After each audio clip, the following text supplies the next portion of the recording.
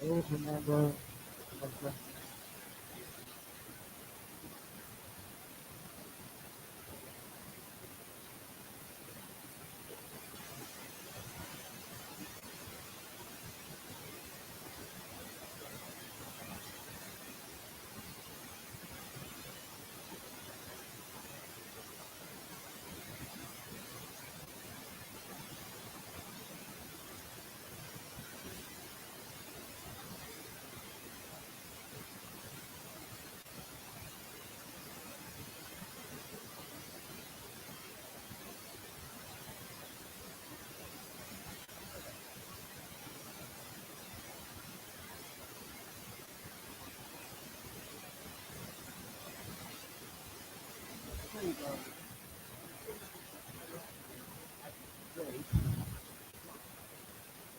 However, I do want to say that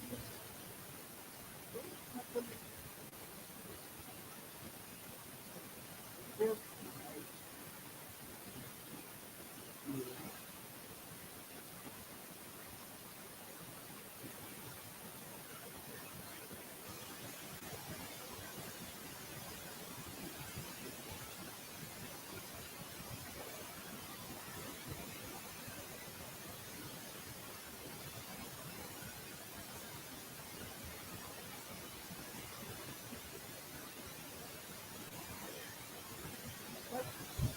kind of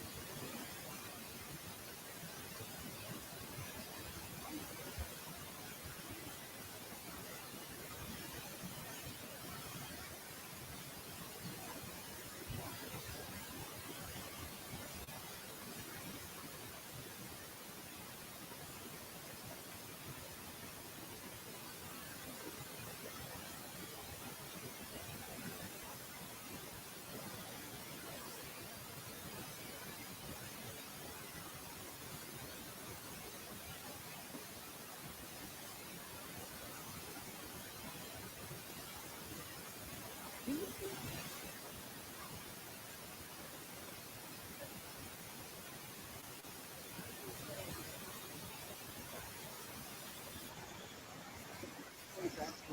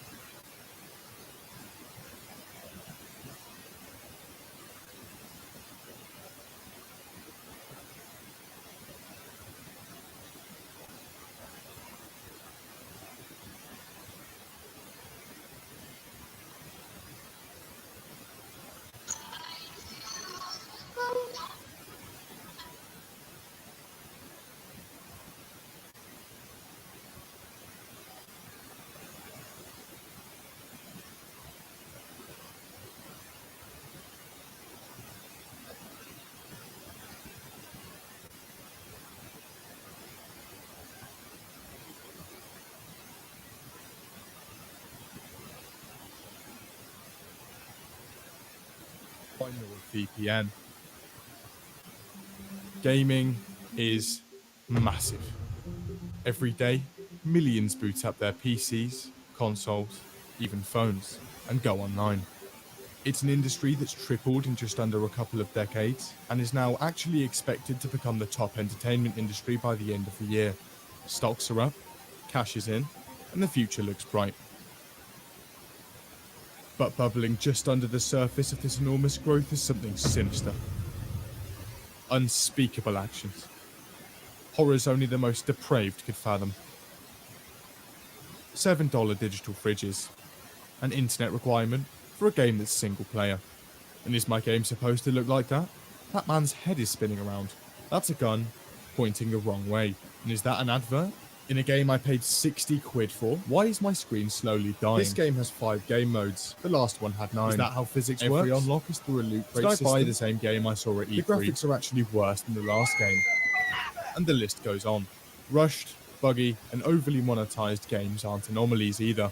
In fact, if anything, the last few years have actually seen more companies jump on board. The process goes a bit like this. You start by licensing a game. This can be a standalone release or a completely new franchise, but preferably, it's a sequel in an already well-known franchise with a pre-established fanbase. Once you've worked out the details, it's time to share your grand vision to the development team, and then give them an impossible time frame to make it. Once you're around a year or two into development, it's time for the big reveal.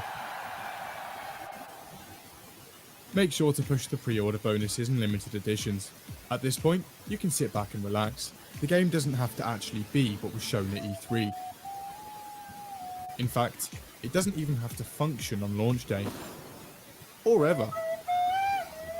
But if you're feeling generous, you can finish the game later on down the line. If you've played your cards extra well, your game is digital only, and your customer service team rejects every refund request that comes their way. Throw in some loot boxes and cosmetics, package some extra maps for the same price as the original game, and you're done. Now, some people aren't very happy about this, and in turn, point to who they deem is the tip of the spear of these tactics. That's Electronic Arts. EA has been seen as the sort of pioneer of these practices for over a decade now, constantly pushing the envelope as to what they can monetize, and gaining such a reputation from it that its very logo on the front cover of the game is now seen as an immediate red flag. Articles and posts calling them out clog various subreddits. Countless development teams have been purchased, milked, and then shut down by them, and they've been voted most hated company in America. Twice in a row. The situation isn't good, but believe it or not, there was a time when EA wasn't universally despised. EA became what it is today gradually, and it all started in the mid-90s.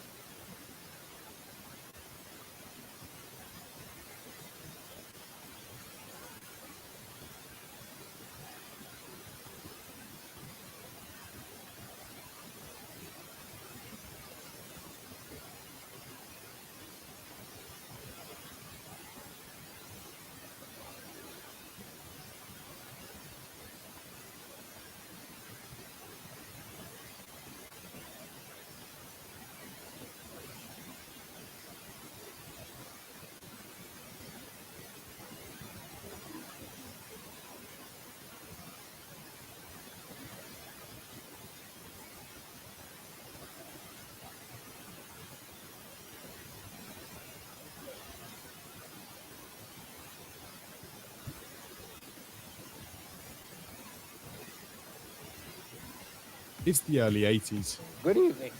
Arcade gaming is big, the biggest it's ever been, and the PC market is beginning to grow as well. In 1982, ex-Apple employee William Hawkins decides he wants a piece, and establishes a game publishing company called Amazing Software, then later changes the name to Electronic Arts. The founding philosophy of the company is simple: treat software like art, and the developers like artists. In the early years, EA stick to that, even going as far as crediting the game designers and programmers on the front covers of their games. They make a nice return on investment over the next few years, funding talented developers who produce games like Wasteland, the game that would be the precursor to Fallout. However, some developers eventually start failing to meet deadlines. That, and the end products begin to stray from what was agreed on, so EA then begins experimenting with in-house development. EA Sports is established in 1991, and they begin buying up exclusive licenses to various sports leagues. They slap some famous people on the front cover and start pumping out yearly releases with very few changes between them. A few months later, Hawkins steps down as CEO, and instead sets his eyes on console development. He goes on to create 3DO, specifications for the most powerful console in gaming history. 3DO closes operations 12 years later. Hawkins also blows a significant portion of his money on private jets and tax issues. Anyway, another man takes the mantle, and he has a new philosophy. It's now the mid-90s, and EA is still pumping out annual sports games, but they've also started buying up promising game developers. A lot of them. From 1992 to 1998, they purchased Westwood Studios, the minds behind the Command & Conquer series, Maxis Studios, the people behind The Sims, and Bullfrog and Origin, two other talented developers at the time. Most of these studios are shut down by 2005. EA also signed a deal with the NFL for exclusive rights to player and team names, essentially killing off all current competition. This is when EA start to get a bit of a reputation, but this would be but a small taste of things to come. But before we get onto that, do you like privacy? Because every second you spend online, yours is being taken. Your internet service provider sees everything you do, and then sells it on to advertisers. Also, whenever you access public Wi-Fi, there's a chance your data could be stolen by hackers.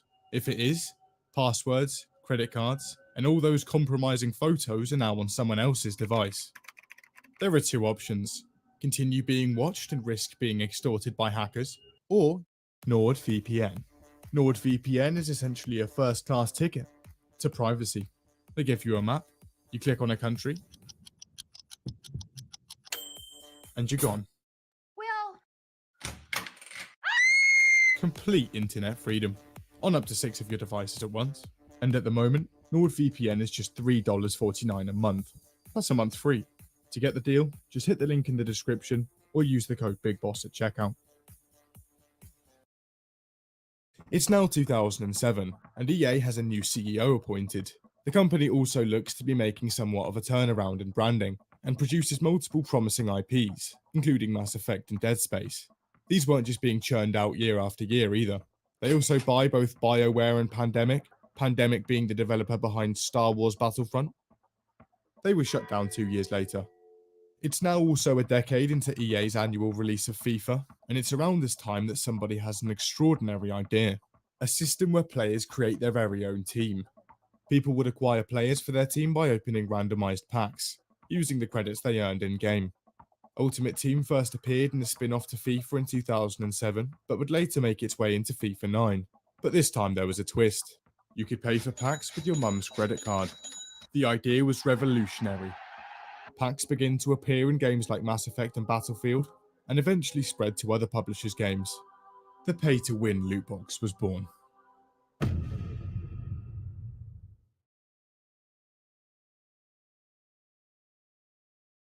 So it's 2013, and EA have a little bit of a problem. Not only are they now hated by almost everyone, but they're bringing in billions of dollars a year, and still managing to lose money. Something has to change. The CEO was immediately exiled. The man who would replace him is Andrew Wilson, former FIFA producer, and also that man who greenlit FIFA Ultimate Team a few years ago. Also, the CEO that replaces Hawkins in 1991 is made executive chairman. By this point, it's clear which direction the company is headed. And it works wonders for them. This is a graph of EA's profits before and after Wilson becomes CEO. EA also acquires the exclusive 10-year rights to make Star Wars games, and DICE get to work on rebooting the Star Wars Battlefront series that EA had killed off a few years prior. Trailers drop, and it's official. A new Star Wars game is coming, November the 17th, 2015. November finally comes around, and commercially, the game does really well. But when it comes to the actual game, there are issues. The game was called Star Wars Battlefront, so people expected an experience similar to the first two games. This was not that. For starters, there wasn't a campaign, space battles were gone, and there was just way less content than the last one, and that was a game that came out in 2005. On top of that, there was a DLC pass that was almost as much as the game itself. Okay, so the game's not amazing, but it didn't matter. BioWare was coming back, and their next masterpiece, Mass Effect Andromeda, was just around the corner. It's finally 2017, and BioWare, the masters of storytelling, are back. A new Mass Effect game. $40 million spent, 5 years in the making. It was going to be incredible. And when we create something, we put it out, it is like, you know, putting your own child out there, right? That feeling still exists.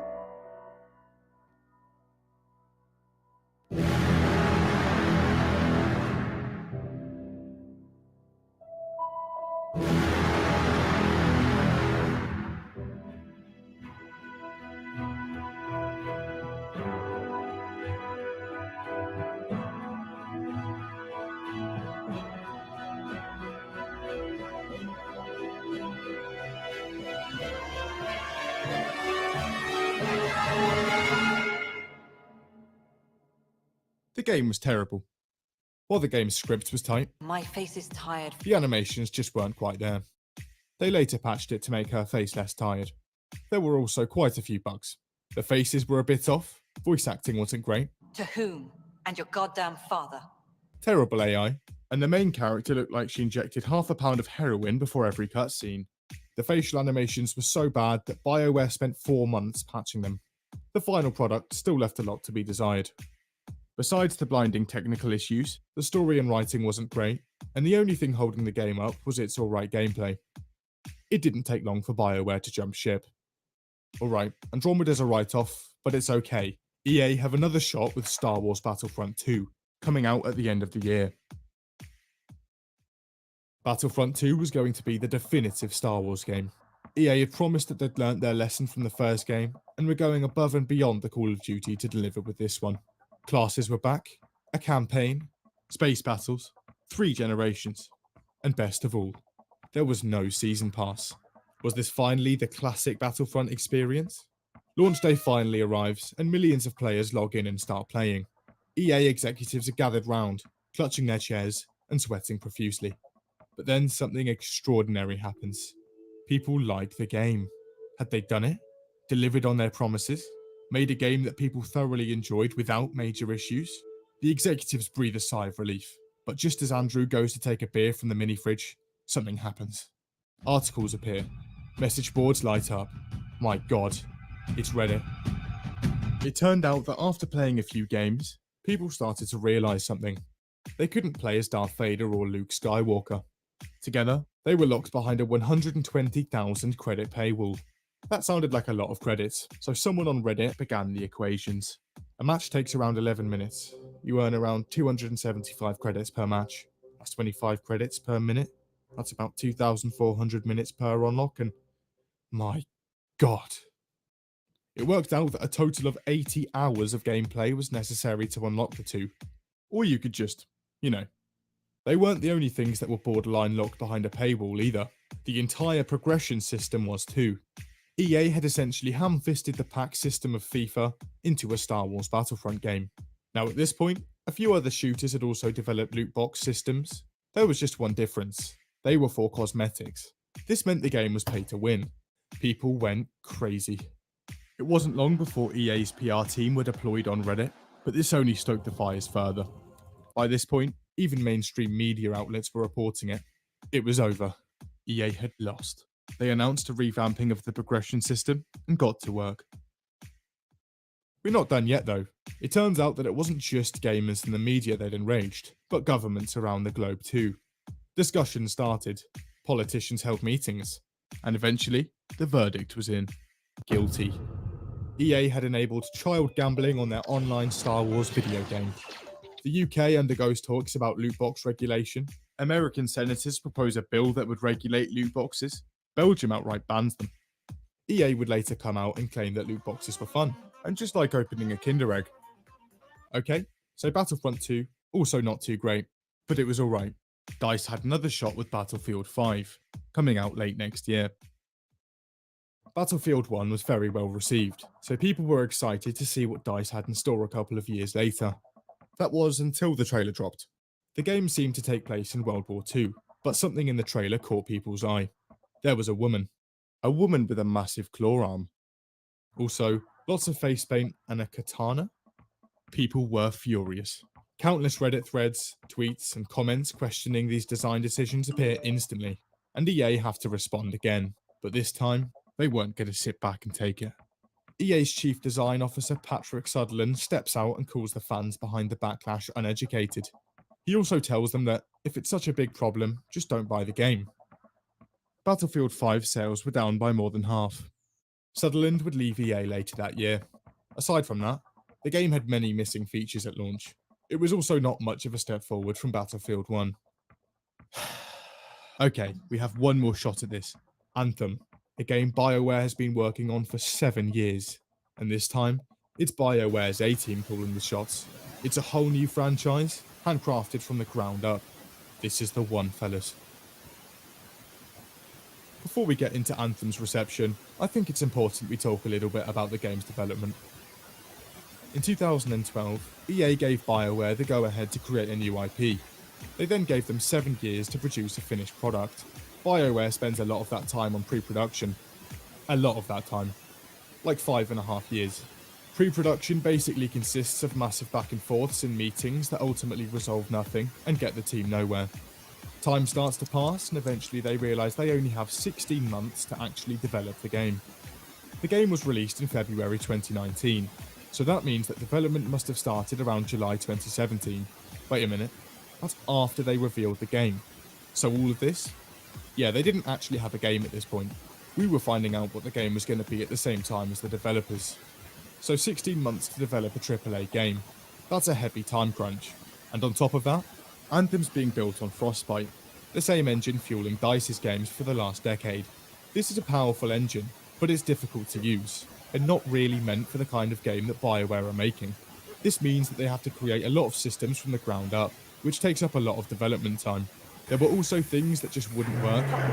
For example, BioWare wanted massive creatures in the game, but Frostbite struggled to handle it.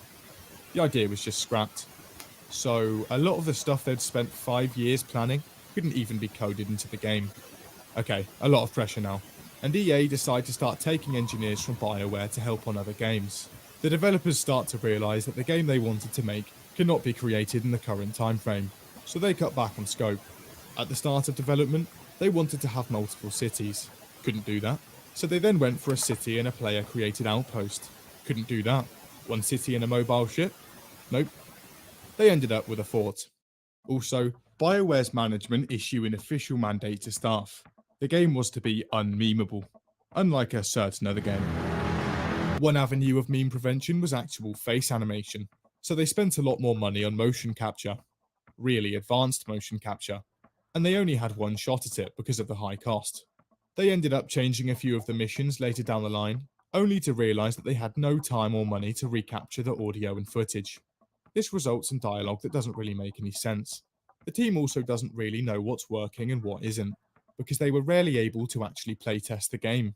This is because BioWare had server problems that prevented them from logging on. They're essentially making the game blind.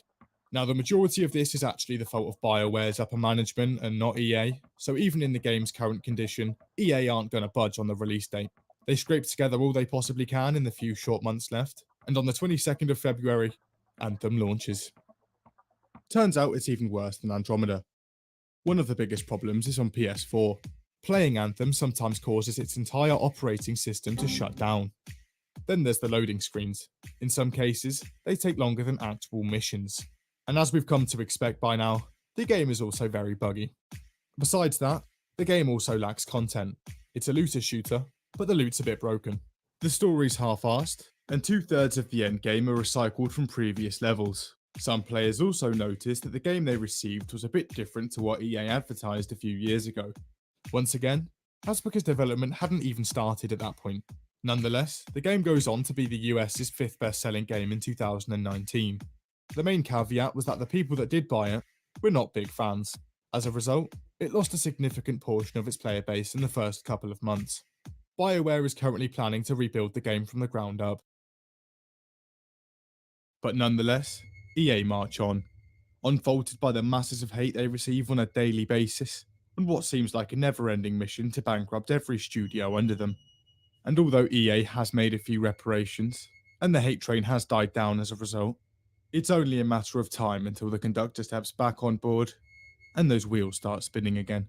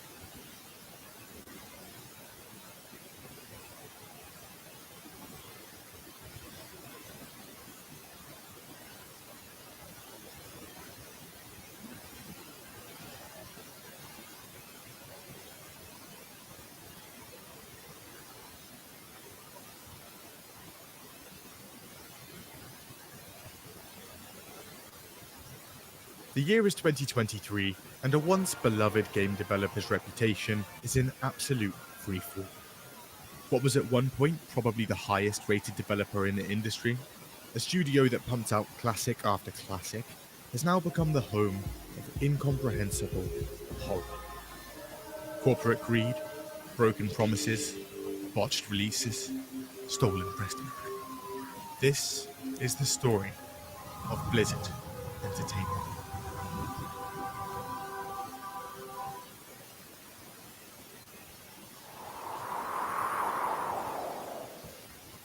The year is 1991, and three guys have just graduated from the University of California. Alan Adham, Michael Morhaime, and Frank Pierce. They get together to create a game development studio in Irvine called Silicon and Synapse. The name is deeply philosophical and well thought out, with Silicon representing the building block of a computer, and Synapse the building block of a brain. However, people keep mistaking the silicon part for the material in breast implants. Anyway, they spent the first few years porting games to different systems, but soon begin producing their own original games, with The Lost Vikings in 1992 and Rock and Roll Racing in 1993.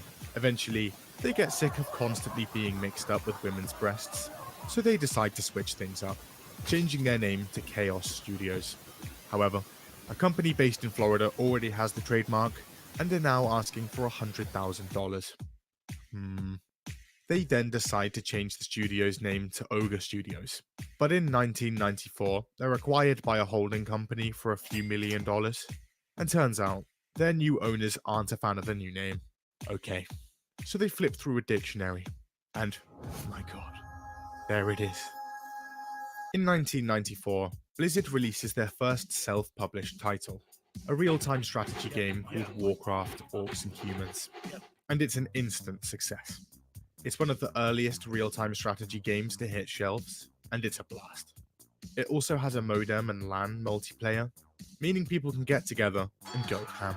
And the game does well, selling 100,000 copies in the first year. And for the first time, Blizzard Entertainment is profitable. They follow it up with Warcraft 2 in 1995. It's another home run.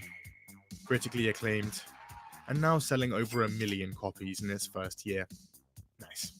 It's now 1996, and a company called Condor Games is looking for a publisher for their nearly complete game, Diablo. Blizzard has a little look, and they like. So they buy them and rename them Blizzard North. It's also at this point that Blizzard notices something. Warcraft 2 had picked up a lasting online player base, mostly through third-party networks that connected players over this magic new thing called the internet. So they decide to make their own, Battle.net. Its original functionality is very simple, with the ability for players to chat to each other and search for a match. But on December 31st, 1996, it launches alongside Diablo, and people log on and play. Diablo is a massive hit, also selling over 1 million copies within its first year. In 1998, Blizzard launches StarCraft, an RTS set in space. It sells bigly and quickly grows a massive esports scene. Diablo 2 launches in 2000, another smash hit. It reaches almost 3 million sales by the end of the year, becoming the fastest selling PC game of all time. In 2002, Warcraft is back, and now it has an extra dimension. Warcraft 3 sells 1 million units in just 1 month, immediately becoming the new fastest selling PC game. It also releases with a campaign editor, which spawns a series of popular mods like Defense of the Ancients. And after its expansion in 2003, it's all hands on deck for Blizzard's next project. The year is 2004, and Blizzard is getting ready to release its biggest game yet. They'd seen how big MMOs like EverQuest were getting and thought they'd try their hand. And after $60 million and 5 years of work, it's finally nearing release. And in November 2004, World of Warcraft launches. And it takes the world by storm, smashing even Blizzard's forecasts. There are so many players trying to log on in the first week that their servers have a complete meltdown, with server queues reaching the thousands. Get past the queues and actually into a game? Well, now you're greeted with a ton of latency issues and a probable disconnection, meaning you're now back on that queue screen. After the initial server problems are ironed out and people can actually play, the game sucks people in en masse. Fans are very enthusiastic. It hoovers up awards left, right, and center, and sells a ton of copies, reaching almost 6 million sales by the end of its first year. World of Warcraft isn't like your average game though. Instead of simply buying a copy, players have to pay a $15 monthly subscription fee to play. 6 million times 15 every month, and Blizzard isn't doing too badly. Everyone is playing the game, and its ads go on to feature a ton of celebrities. I'm Chuck Norris, and I approve this game. And others like Vin Diesel, William Shatner, Henry Cavill, Mila Kunis, and Dave Chappelle announce their addictions in various interviews. World of Warcraft is everywhere. God fucking damn it! World of Warcraft would also result in the launch of BlizzCon in 2005, a massive annual convention that would feature big musical acts and announcements for Blizzard's future games. Fans could also ask the devs questions, and were sometimes even featured. At this point, Blizzard is among the all-time greats of gaming. Every game a smash hit. They could do no wrong. But first, flying a plane is easy. Just get in, flip a few switches, and you're off. But in War Thunder, it's even easier, and a ton of fun. Jump into intense PvP that takes you from the ground to the sea, all the way to the skies. In fact, War Thunder is the most comprehensive vehicle combat game of all time. Just look at all those things. There's more than 2,000 of them. Someone that likes the small and agile, or a fan of the more voluptuous? Well, War Thunder has something for everyone. The game is deep indeed, with a dynamic damage system that damages individual components, and a huge customization system. Hundreds of camos, historical emblems, and over a century of vehicles to pick from. And their models, painstakingly detailed to 100% accuracy, which you can enjoy in gorgeous 4K graphics. And you can play on Xbox, PlayStation, and PC for free. Fancy a large bonus pack with all this stuff? Just sign up through the link in the description or the pinned comments below.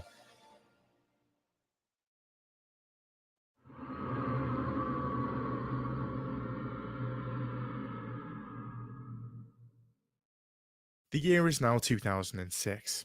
World of Warcraft has almost 10 million active subscribers and is bringing in a ton of money. So naturally, it had turned a few heads. One of those heads, Bobby Kotick, CEO of Activision. Now in 2006, Activision had made good tracks in just about every genre of games, except one, and one that was now booming, the MMO.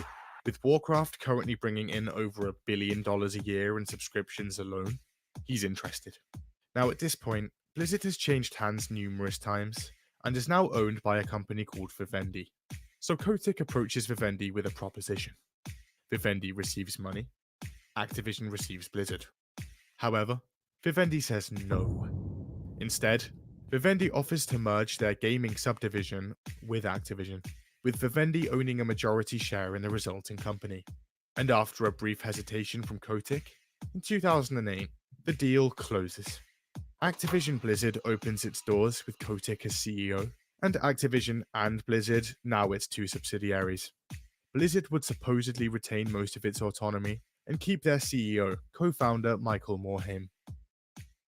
It's now 2010, and Blizzard has gone from just under 500 employees before the launch of World of Warcraft to now over 4,600, the majority of whom are preparing for the launch of StarCraft 2 in July, and the third major Warcraft expansion, Cataclysm, in December. Now these launches were not small. Warcraft had been hitting peak after peak of players, and was now at 12 million monthly subscribers, and StarCraft 2's sales projections are also sizable. But Blizzard currently has a problem. Their forums. They're a little bit toxic. Blizzard has a big team of moderators, but according to them, this still wasn't enough. So behind the scenes, they get brainstorming, and someone has a brilliant idea. How about we just force everyone that posts on our forums to use their real first and last name? Genius. And in July 2010, Real ID is unveiled, and people absolutely hate it. So in an attempt to sell the idea to players, Blizzard's community manager posts his full name on the forum.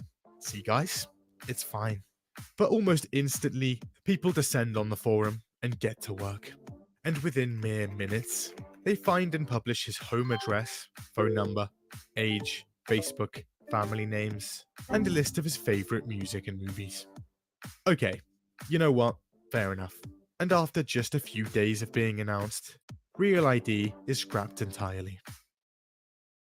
By 2009, the Warcraft 3 mod Defense of the Ancients had gained a significant following, and had even spawned a whole new genre of games, MOBAs. For much of that time, Blizzard had paid little attention to the mod or the game, but the success of the recently launched League of Legends could no longer be ignored.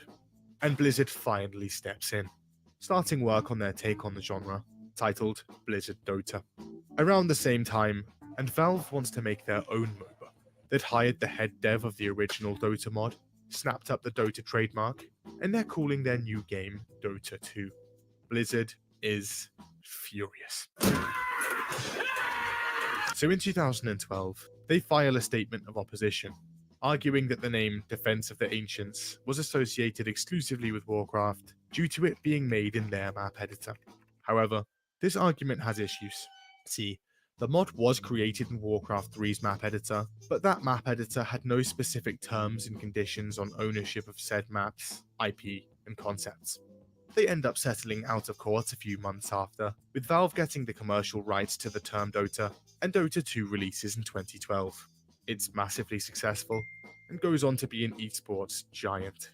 Blizzard gets non-commercial use of the title for its community, and renames Blizzard Dota to Heroes of the Storm, which releases in 2015, and support is canned 3 years later. Blizzard would change its licensing agreements for all future games to include their ownership of player-created maps in an attempt to avoid this ever happening again.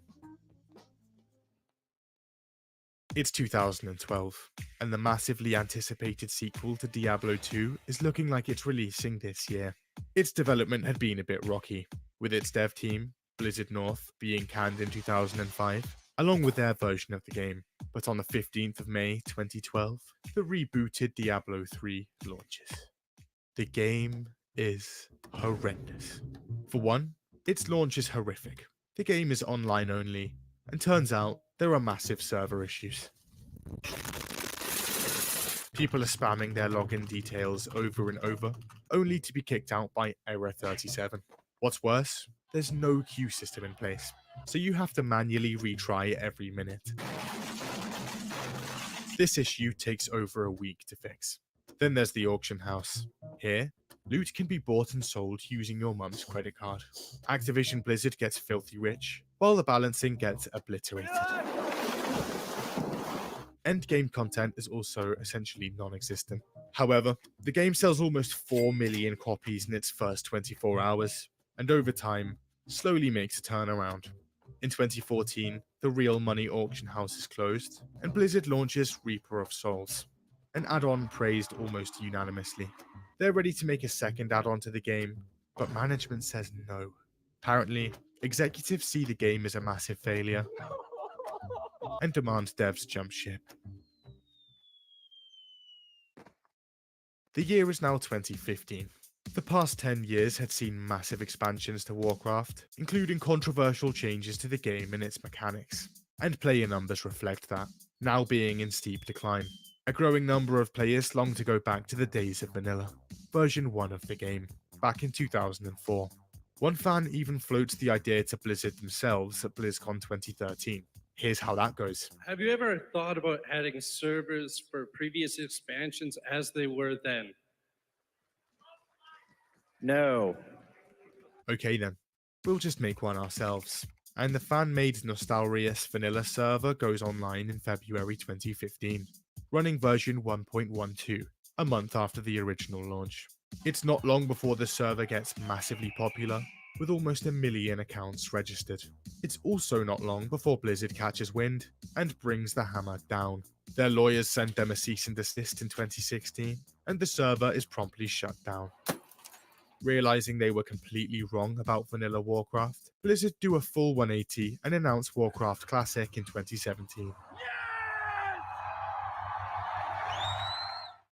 Back in 2007, Blizzard started work on a huge MMO called Project Titan. It was described as a combination of Left 4 Dead, Team Fortress, and The Sims. But development led nowhere, and 6 years later, the plug is pulled. A massive failure on Blizzard's part, and a major internal embarrassment. However, the team behind it would attempt to rework the remains of the story and assets into another project, and in 2016, Overwatch hits shelves. And it's amazing. It's critically acclaimed across the board and massively popular, quickly becoming one of the most popular esports titles on the market. That, paired with their genre-pioneering card game Hearthstone back in 2014 that now has almost 100 million players, and Blizzard is looking strong. However, there are problems brewing. See, Overwatch was the last big game that had in the pipeline for a while, and they realized they don't have much to show off for BlizzCon 2018. So Blizzard rushes to find something to show off. Got it. Fast forward to November 2018, and their presentation is ready to go. They sprinkle a few niche announcements here and there, like a remastered Warcraft 3, but they have one big announcement centerpiece. After 6 long years, a brand new Diablo. For mobile. Bruh. Like, look, Diablo 2, come play the mobile game that has nothing to do. I'm amazed, honestly. It's this bad. This is fucking insane. I don't even know like what to even say about this. Just was wondering, is this an out-of-season April Fool's joke? We don't have any plans at the moment to do PC.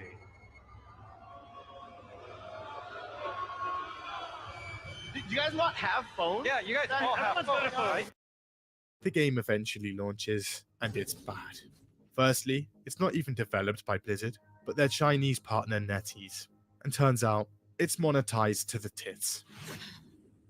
It costs over $500,000 to max out a single character, and becomes the worst rated game ever on Metacritic. By 2018, fans are noticing something. Activision Blizzard had been creeping, and Blizzard was changing. See, back in 2013, Actiblizzard had bought back the remaining Vivendi shares for about $7 billion, meaning they, and by extension, Bobby Kotick, now had complete control of both Activision and Blizzard. Fast forward to 2018, and this creeping had only got worse. Because of the slowdown in game releases, Blizzard's revenues are taking an absolute nosedive. So Actiblizzard steps in. It pushes the company to cut costs, and gets them to produce games at a faster pace, with Kotick apparently installing his own executives within Blizzard to ensure that happens.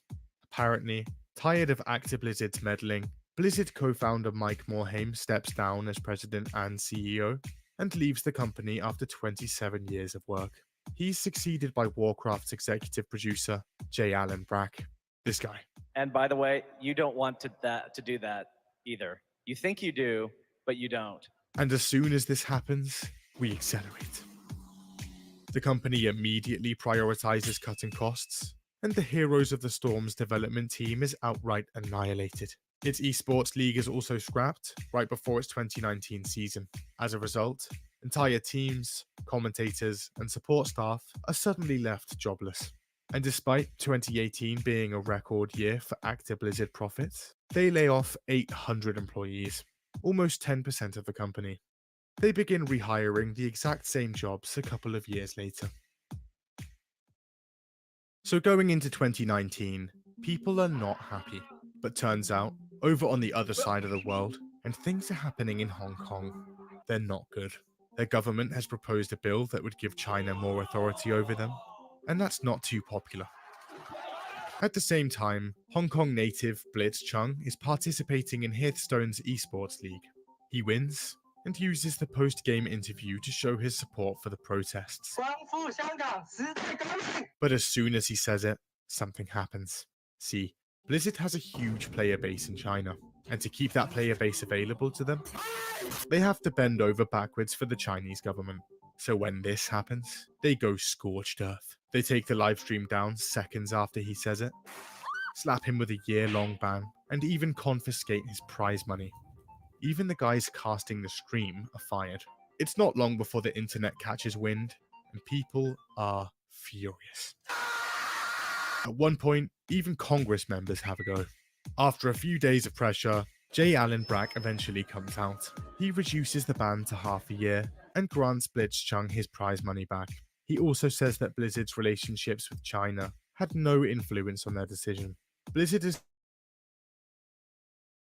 starting to look seriously not cool, so they decide to go into BlizzCon 2019 with the big guns, announcing Diablo 4 and Overwatch 2. Also, that Warcraft remaster they'd announced at the infamous 2018 BlizzCon is coming out next year. This'll be good.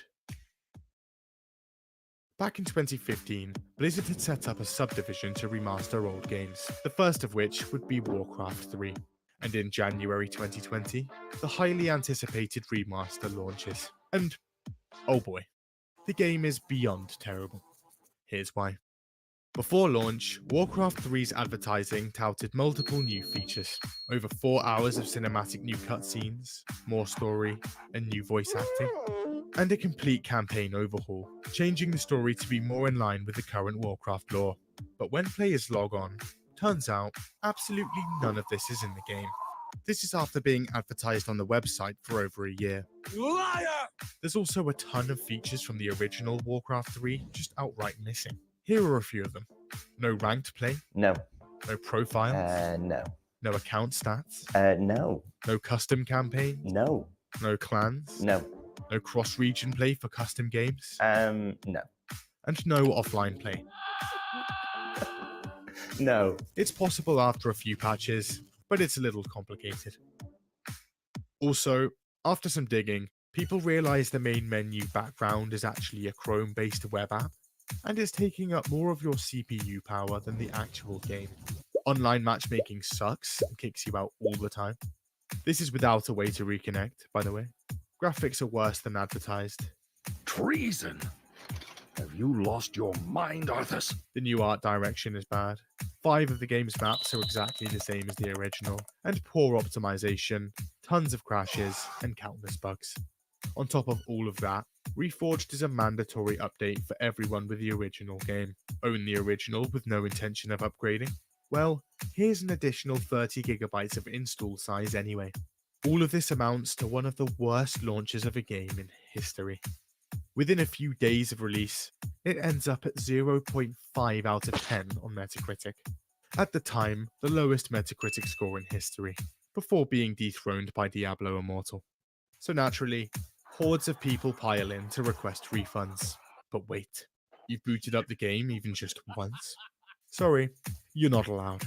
There's so much outcry about the game, however, that Blizzard eventually caves and starts actually granting refunds.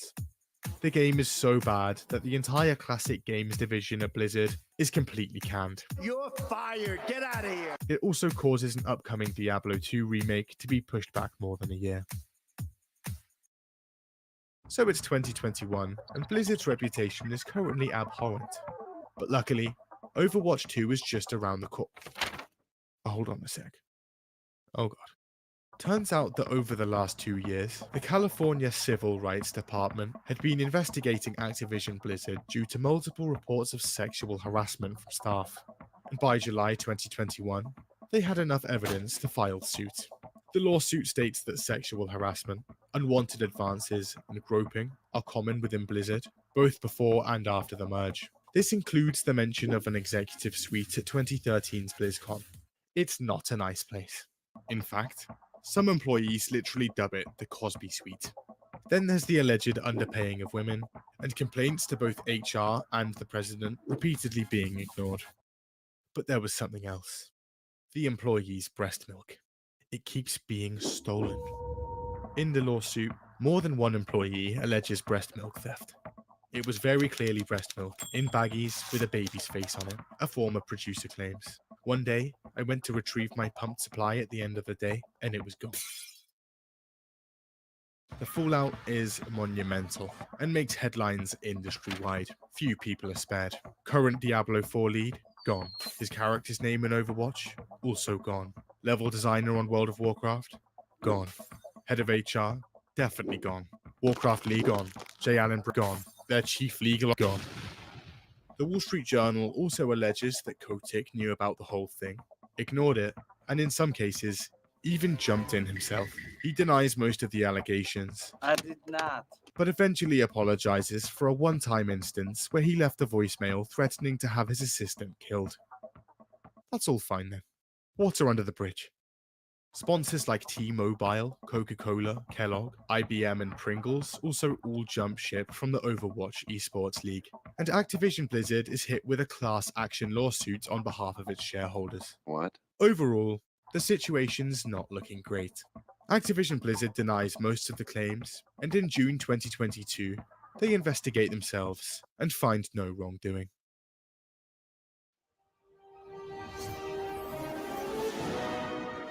The immediate reaction to Overwatch 2's announcement was one of confusion. Overwatch 1 was a monetized game with a thriving player base and regular updates, the kind of game that doesn't need a sequel. So this was a strange move. Overwatch 2's development would also mean the end of support for Overwatch 1 in 2020, with us seeing no new Overwatch content for multiple years, essentially killing the game. What? But with Overwatch 2, Blizzard reassures us it was all worth it. Just look at all this new stuff. 5v5 instead of 6v6, shiny new graphics, balancing changes, map reworks, 6 new maps, 3 new heroes, more than 30 new skins, a new game mode, a battle pass and cosmetics shop, and most importantly, a PvE campaign. People had been longing for a story in the Overwatch universe, and now it was finally happening. And it was ambitious. Blizzard shows off a full campaign, along with hero missions, talents, and massive skill trees unique to each hero. Hundreds of missions at launch, they announce. A truly replayable campaign. And don't worry, with Overwatch 2, Blizzard tells us they were redefining what a sequel really means. Overwatch 1 players get all the new maps, updates, and heroes that release in Overwatch 2, and both player bases can cross-play together. The purchase of Overwatch 2 essentially only granting the PvE mode. Okay, sold. Players are on board. 10th of March 2022, and Blizzard has an announcement. Look, we know we said hundreds of missions at launch, but, well, it's taking a while, so we're just going to release the game now without it, and add it later. Then in June, they come out again. The game's now free to play, and launching in October. But anyway, on the 4th of October 2022, it goes live.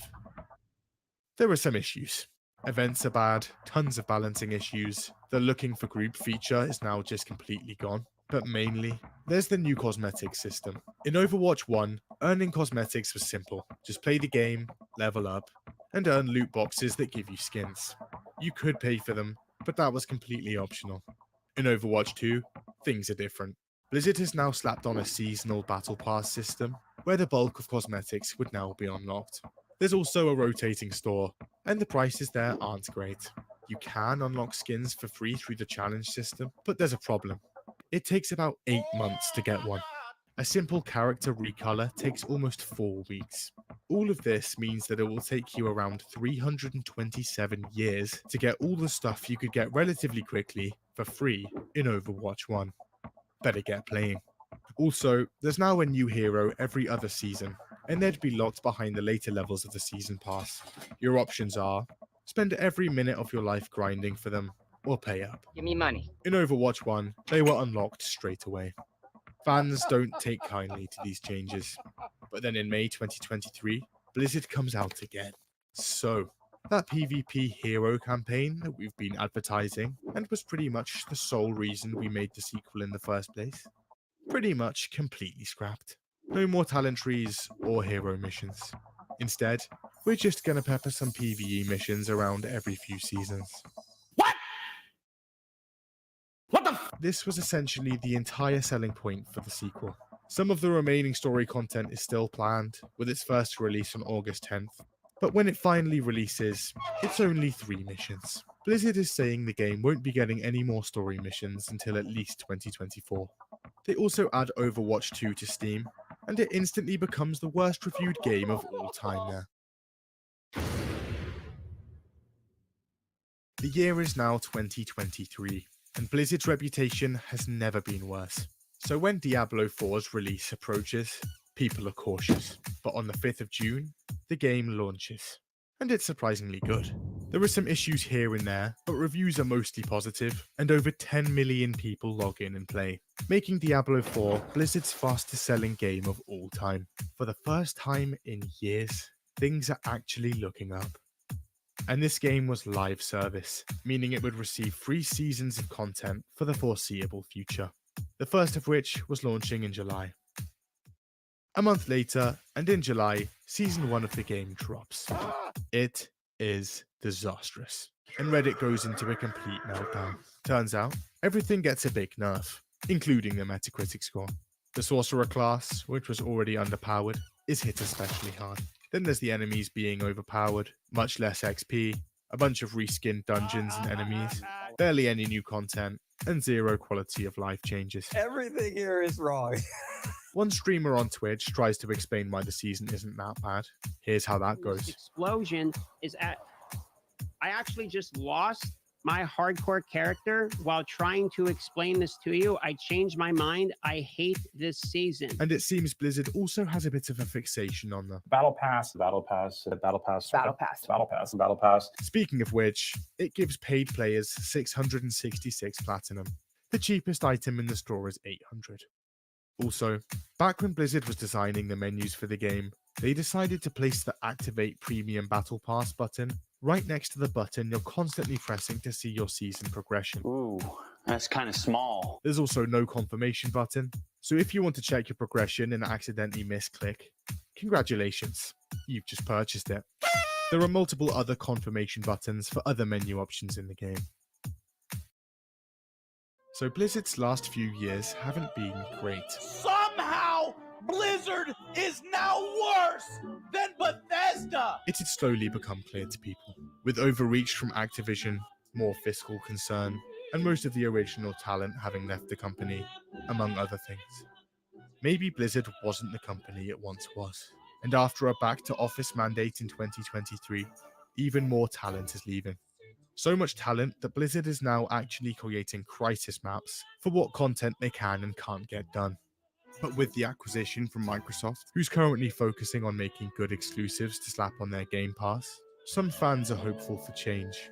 But for now, the outlook on Blizzard Entertainment remains bleak.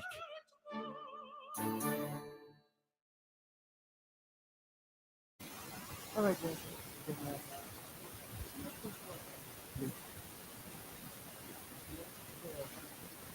the game people want to use.